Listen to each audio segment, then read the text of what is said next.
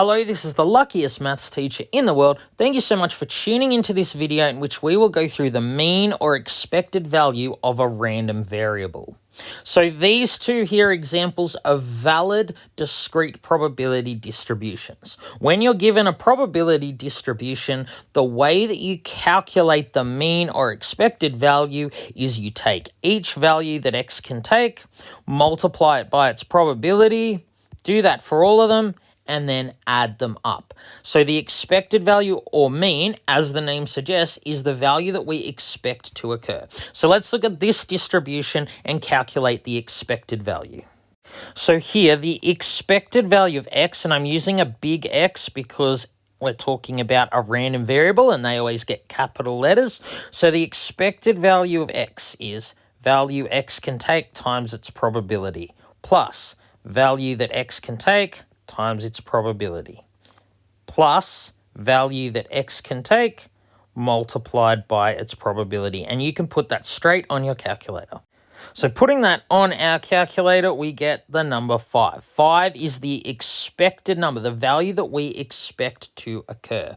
So let's look at this example. So we've seen this before. This is a uniform discrete distribution. This is the exact distribution you'd get if you roll a die and you let x, the random variable, be the number that comes up. The probability roller 1 is a 6th, 2 is a 6th, and so on.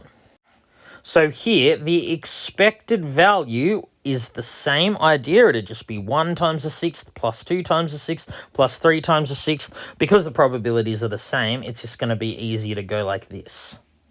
So if I put this into my calculator, I actually get 3.5, which probably sounds weird. If you roll a die, you can't get 3.5. 3.5 is not one of the values that x can take. So how could it be the expected value? I mean, we don't really expect that 3.5 will come up. Well, the expected value is also the mean. What it means is if you roll a die over and over and over again, the average or the mean of the values that you roll, we expect will be 3.5. So if you roll, say, 2 die at the same time, we expect that the numbers would add up to 7. If you rolled a die 100 times and added up the value you got on each of the dies, we would expect that that would add up to 350. So again, this is just a mean. If you roll a die heaps and heaps of times, we expect that the average or the mean of the numbers that you roll will be 3.5. So let's now do a question involving a fair game.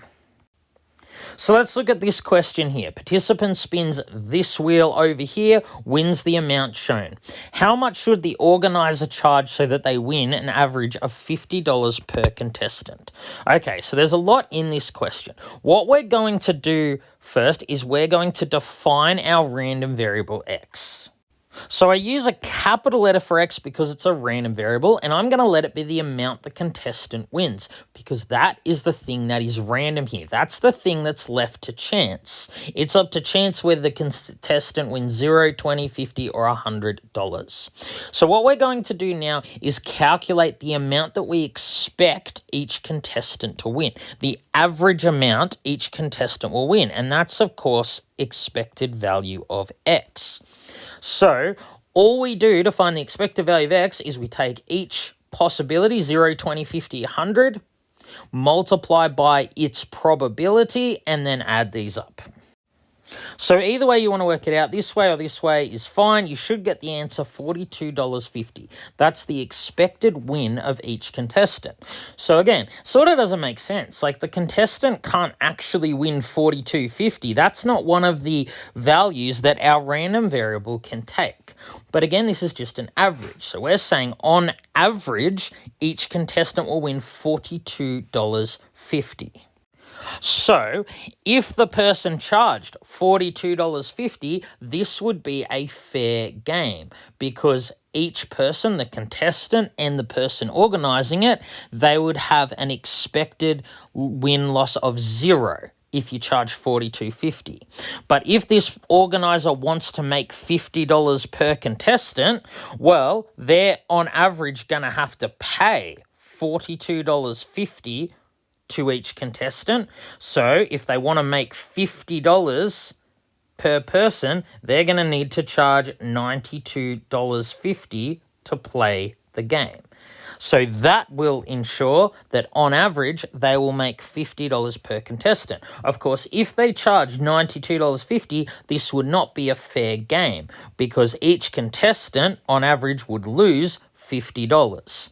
All right, thank you so much for tuning into this video. This has been the luckiest maths teacher in the world. Have a great day.